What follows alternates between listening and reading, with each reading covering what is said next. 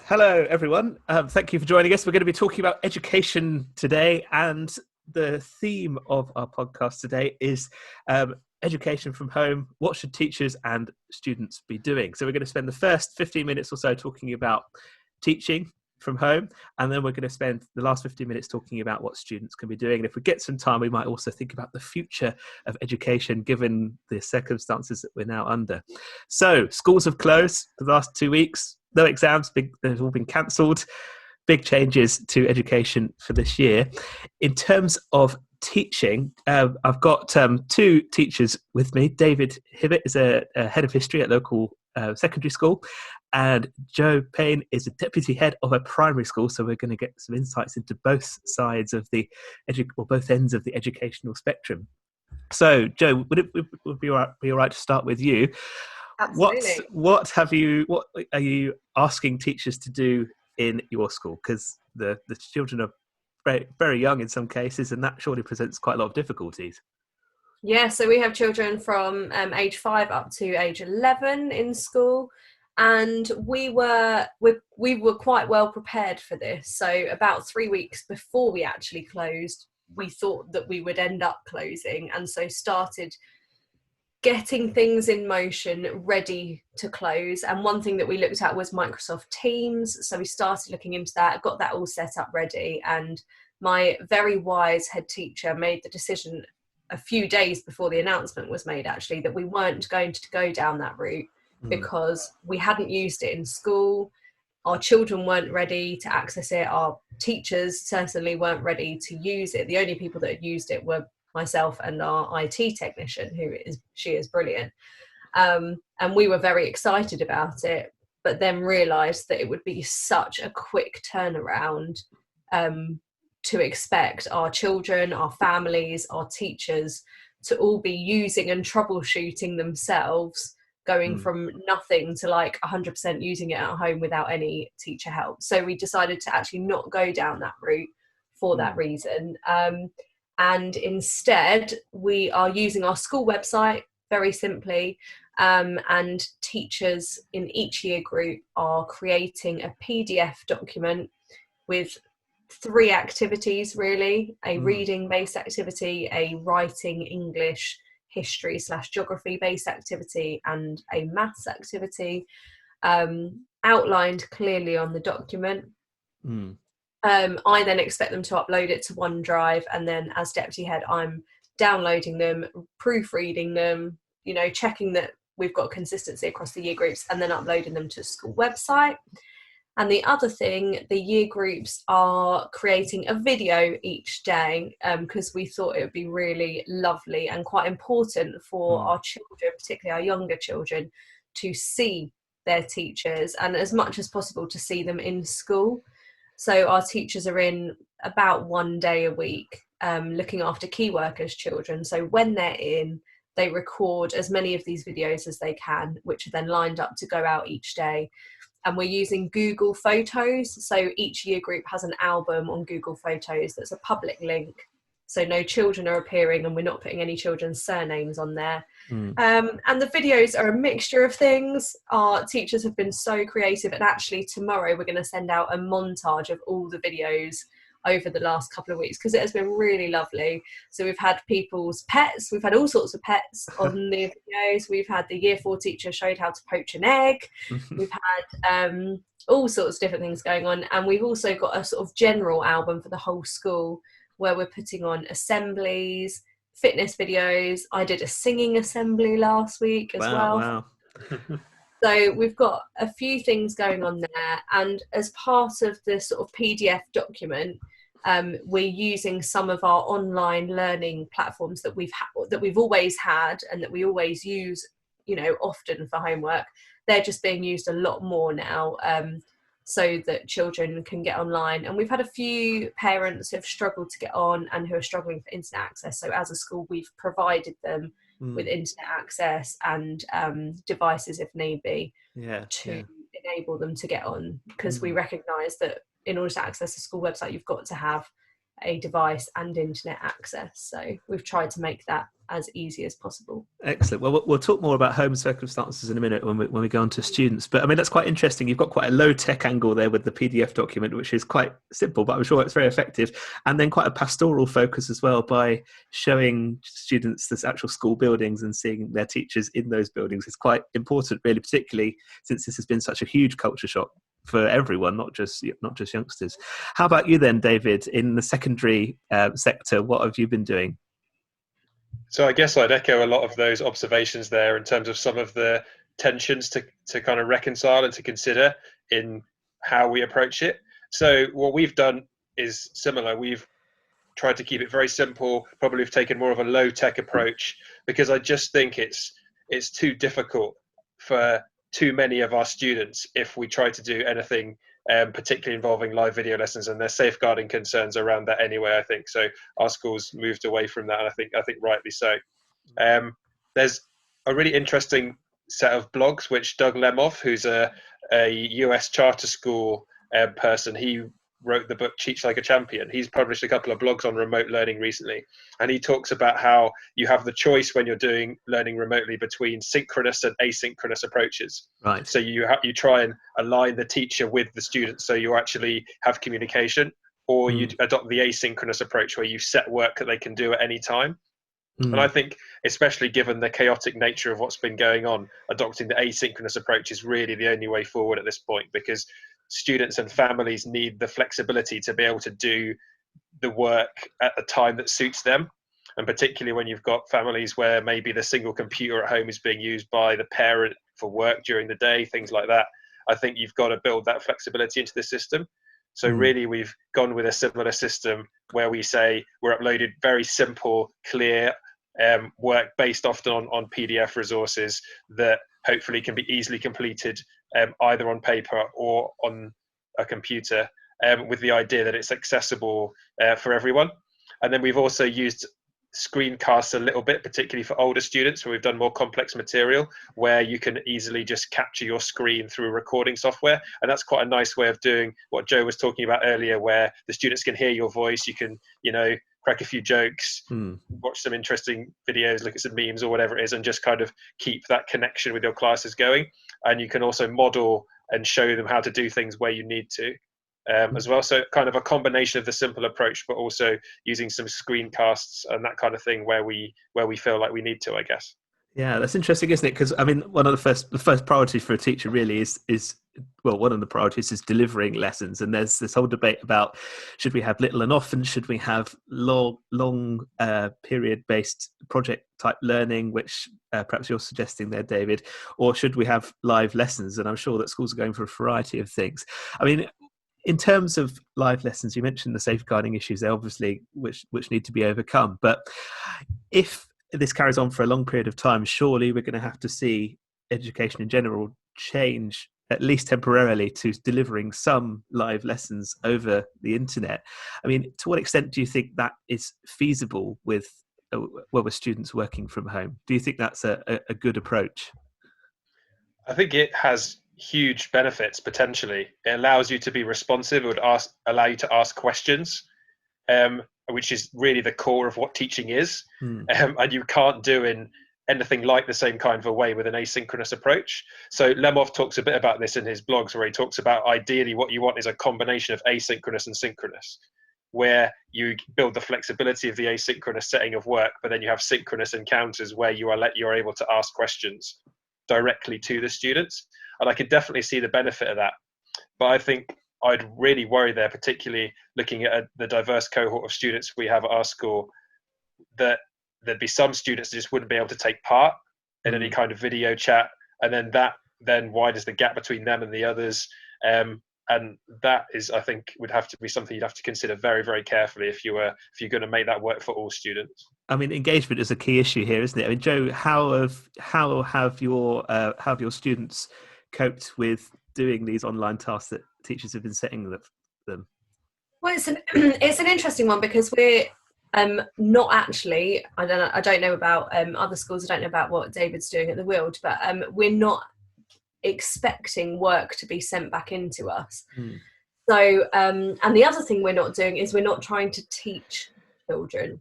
We're not giving them any new learning to do. Lots of all of the activities we've been setting are practice activities, because it seems almost impossible at this point in time, for the same reasons David's just talked about, to actually teach children any new content, because we're not doing those live lessons, because our children are as young as 4 and 5.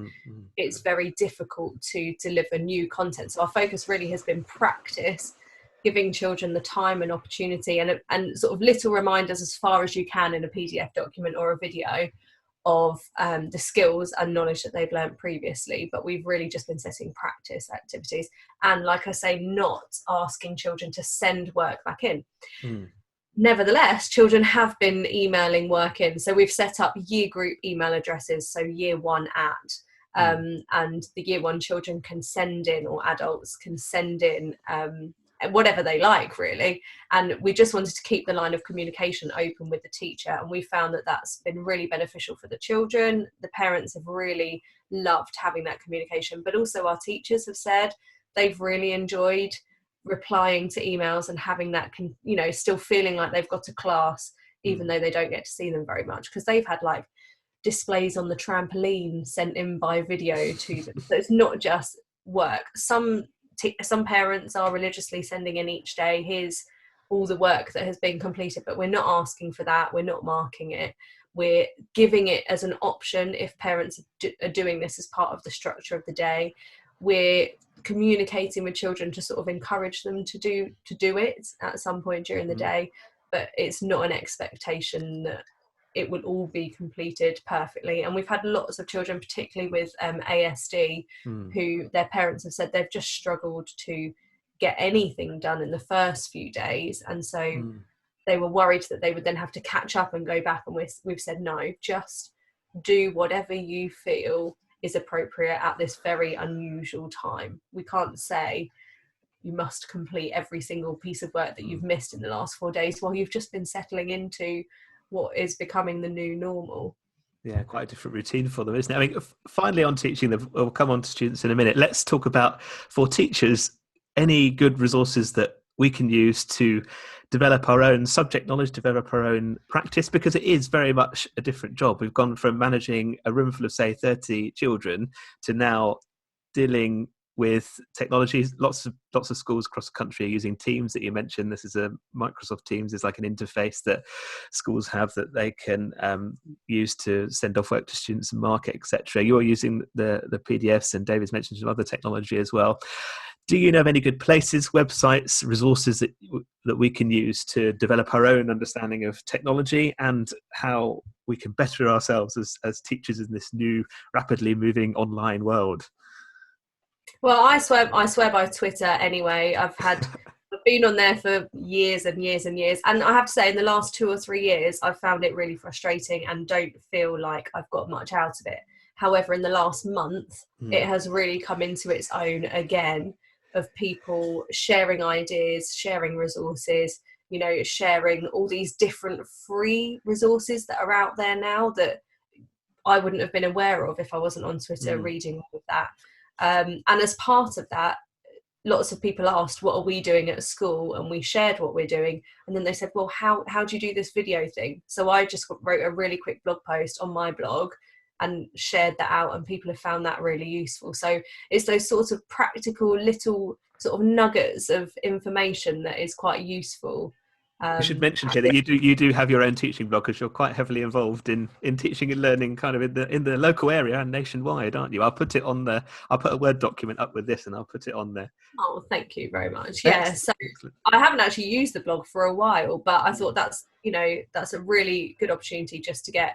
It took me about 2 minutes to write the blog post, and because it's so simple what we're doing using Google, but put it up there. But one thing I would encourage people to shy away from is jumping on a bandwagon. I love Google Classroom. I'm a massive fan of Google Classroom, but I think there's no point now at this point setting something like that up, because I think you're almost setting yourself up to fail by trying to use what is quite an intricate platform, but without children there or students there to be able to practice it with and model to them how to do things and set the boundaries for what you expect, doing it now, it's too late. We need to keep things as simple as possible.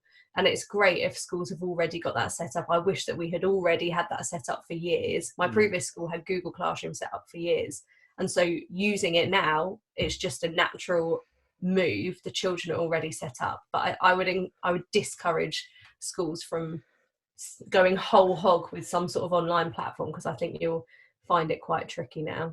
Yeah, interesting. I think one of the big positive outcomes of this whole event, though, will be that schools are going to be much more technologically savvy in how lessons are delivered in the long term. Yeah, absolutely. David, your thoughts on that? Because you're very aware as well with all the different podcasts and things to do with education, particularly with history.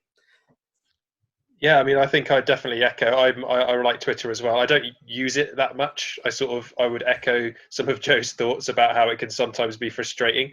But I think particularly in my own subject community, there's some really, really positive things you can get from it. Just thinking of a few things there.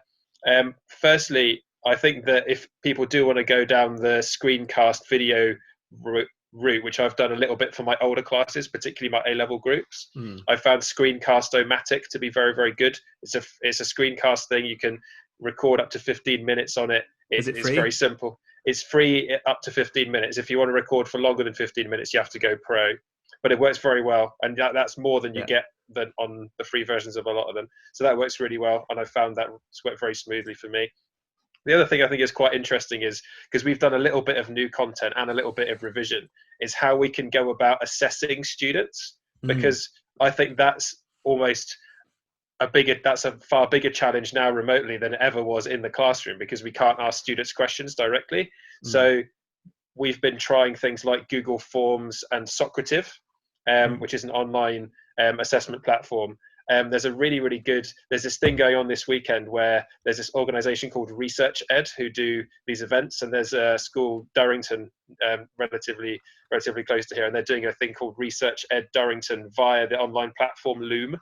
So I've been looking at a bit of that this weekend. So it's like online CPD. And there's a really good talk on that by Rob Coe, who talks about assessment.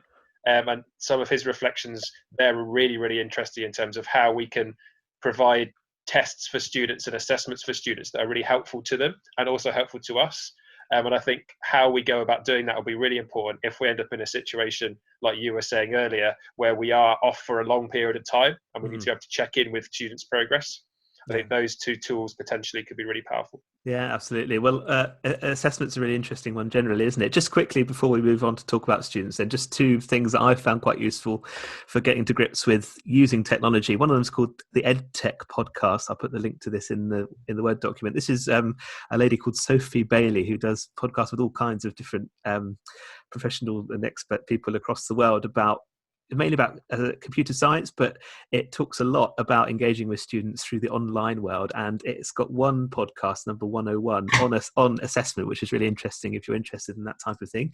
The other one is good old TED Education or TED Talks, which are really useful for education. They have their own branch for education, and they have a variety of things on there, but some of those are based around interacting with students in this kind of online way, which is relatively new for a lot of us in the education world, really.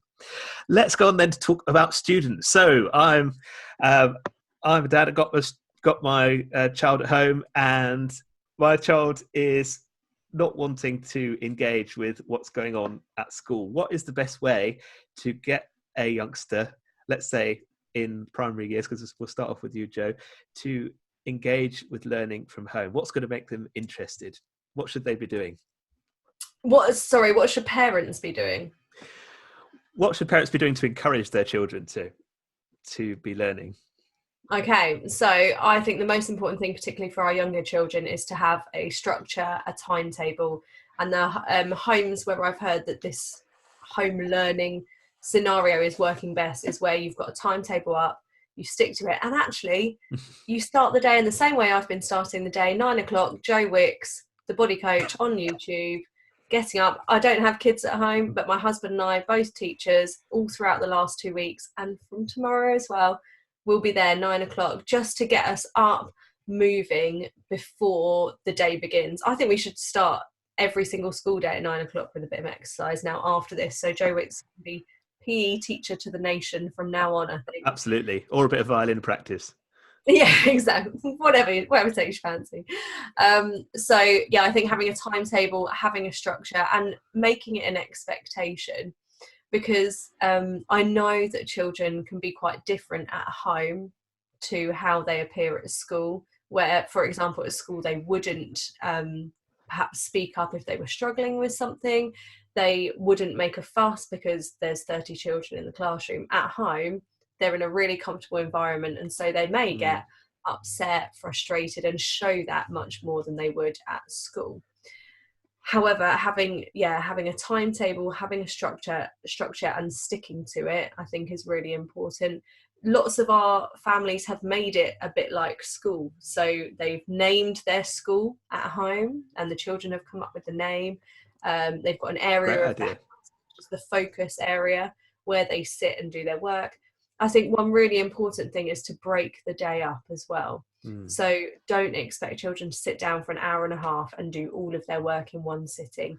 Have different brain break activities. And I really like Pinterest for these brain break activities. If you just search them, you can make like a little pot, put lolly sticks in, write different brain breaks on them, and then pick one out after they've done 20 minutes of, hard work. Then that's a way of breaking up the day a little bit, and also having something to aim towards. Once you finish this, then you can do this. I do that when I'm working at home because I find it quite difficult to sit and manage my own time. I'm like, when I've done this, I can go and empty the dishwasher. I know, we all procrastinate, really, don't we? Great. I think, what about for older children then, David? I mean, I just think that I don't have that much to add to what Joe said. That's just absolutely bang on. Structure's really, really important. Breaks are really, really important. I think particularly during this period, managing emotion is quite important because it's quite a difficult time. I imagine it's a time of quite a lot of anxiety for our students and their families. I think recognizing that is really, really important. And if necessary, allowing students time to not work if they're not able to, I think is really important. Something I've been thinking a bit about, particularly in relation to year 11 students and year 12 students, sort of older students, because the year 11s are now in this strange situation where they've just had their exams taken away. They've been this massive focus for them all year. And I've been thinking a bit about some of the students for whom that might just be something that sort of means they disengage a bit from their education. Yeah. And I think part of the way I'm trying to think about it, and I've been saying this to a lot of my students, is trying to get them to find the things they're really interested in and to use it as a chance to kind of steer into those. So if they really love, say, my subject, history, you use it as an opportunity to read books, listen to podcasts, and I've been trying to sort of steer them towards things I think they've found interesting in that way. And I think in a weird way, that almost might be a positive thing for them, because they've been told all the way through the year, or they've certainly been feeling, a lot of them, that their lives and their futures are going to be determined by the results in the exams. And actually, this is sort of potentially an opportunity for them to enjoy what they're learning about for its own sake, perhaps in a bit of a different way. Yeah, that's really interesting, isn't it? In terms of thinking about the potential, the hype surrounding exams is huge, really. And there's been a lot bandied about on social media about the pressure put on students who are taking exams. This is SATs, GCSEs and A-levels or IB or whatever different exam board schools do. And it's now strange how this kind of bulwark of education has been completely removed, and it'd be interesting to see what we're left with after that. But you're absolutely right, for students that have had this taken away from them, it can seem as a very negative shock, even though we might expect to say, yeah, no exams. It's something that they've been working towards for a lot of their school career, and getting them to engage with education again is a tricky one. And I think trying to get them to become, as you suggested there, lifelong learners pursuing something which they're interested in anyway is really, really valuable. How have you found the older end of your school, Joe? Because your year 6 students would have been taking their SATs, wouldn't they? Which is a time of immense pressure for them when they're incredibly young, really, isn't it? Yes, it's been interesting because for quite a few of them, it's been something that they've known is coming. We had a SATs meeting at school where they all came in with their parents and found out exactly how the week would run. And they've had in their head, where could they end up in the sort of banding system. But what I found, my job's quite an interesting one, because at the end of the day and the beginning of the day, I get to stand on the gate and sort of greet or say farewell to all the children and their families. And the reactions from year 6 have been really quite varied. So some children, it made no difference. They didn't really notice the idea. And, I said, oh, and your SATs aren't on anymore.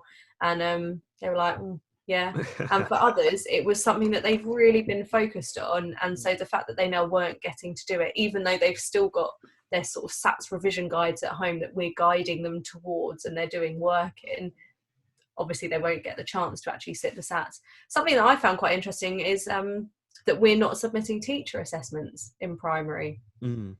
So, which is something that we are very used to doing. We have submitted teacher assessments for the last 4 or 5 or for years, up until only a couple of years ago for year 6, but always for year 2. But none of those teacher assessments are now happening, which I think is quite interesting, because obviously in secondary, that is what you're now doing rather than having the tests. Yeah, absolutely. I think that's another interesting thing, isn't it? Because thinking about the purpose of assessment, well, these assessments, GCSEs, A-levels and SATs actually are all used as kind of landmarks for the next stage of education, aren't they? They can be used for applications to university, etc., and they follow you into your future.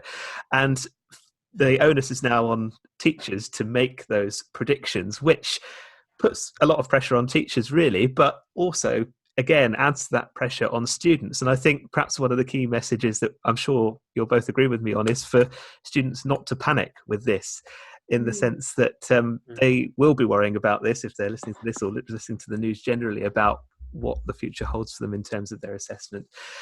David, do you want to talk briefly about how you are going to assess your GCSE and A-level students now, roughly how that's going to happen? Well, I think we're just going to have to follow the Ofqual guidelines as closely as possible and as carefully as possible. So we're going to have to make sure that we're putting our students into rank order as requested, and then go through that process with honesty and integrity and stick to the data that we have. I also think it's really, really important. There's been some chatter on Twitter recently, which is really, really important, about recognizing potential teacher bias.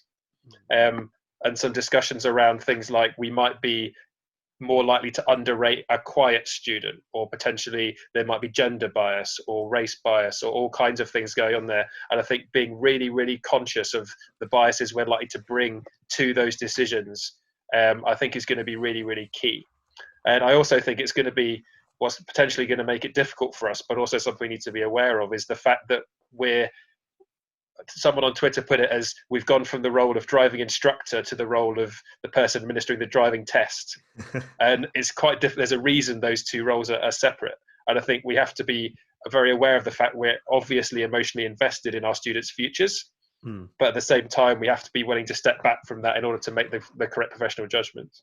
On that note, though, I'm just going to step in with some data here. This is from Laura McInerney, who's the Guardian Education, who's a columnist for the Guardian with Education. This was on More or Less on the BBC. That a 2016 study done by University College London with predicted grades found that 75% of students actually achieve lower than their predicted grade. So, in terms of teachers' predictions, they're often higher than students end up achieving. So that's a good thing, really, isn't it? I mean, that teachers are expecting students to do well.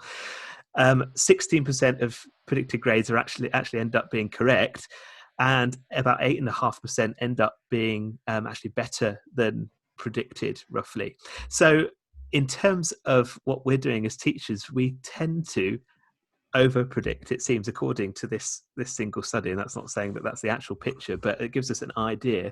And you brought up kind of biases that we might have there. I think as teachers, it's important for us to look at the holistic picture of students' work, isn't it? And I think we need to reassure students that that's what we're going to be doing, and not just picking like one exam or one class that they perhaps didn't do so well in. let's go on to final things. And before we finish, Joe, have you got any final messages that you would like to give out as a deputy head in this situation to teachers and to students? I would say it's really important for our teachers to look after themselves and to be there for each other in this time, because as well as watching out for the mental health of our children and the people in our care, actually we need to look after ourselves. And we could be in a position where there are bereavements in the school community. We could be in a position where, you know, people in the school community are quite ill.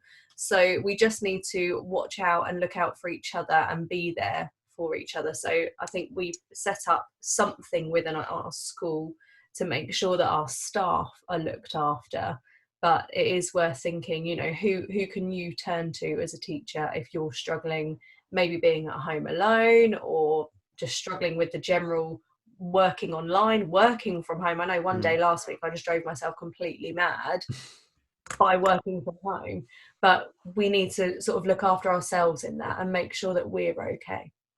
Excellent. And David? Well, I completely echo that. And I'm just thinking about my own team over the last couple of weeks. I'm a head of department, and my team are just the most brilliant, wonderful group of people. And staying in touch remotely and having our video meetings has been a really kind of powerful way of supporting each other. And I think continuing that is really important, just as you say. I also have been really struck in the period just immediately before the schools closed. I really felt completely amazed by the young people themselves, about how mature and thoughtful and really remarkable their response to the circumstance was. And I felt really quite humbled at times by that. And I think that was perhaps a reminder of what a great privilege it is for us to do what we do. Yeah, absolutely. I mean, in the words of Hitchhiker's Guide to the Galaxy, I think the key advice here is not to panic and to keep your day structured and to keep yourself sane. And for people that are used to our jobs being very social and seeing people all the time, it can be a big shock going from one to the other. Yeah. So thank you both for joining us today. And I'm sure that we'll be talking about education in the future in some other stage, so I'm sure I'll ask you again to come and speak on this. But thanks very much. It's been a pleasure as always, and thank you for listening. See you later. Thank you, Jacob. Bye. Thank you. Bye. Bye-bye.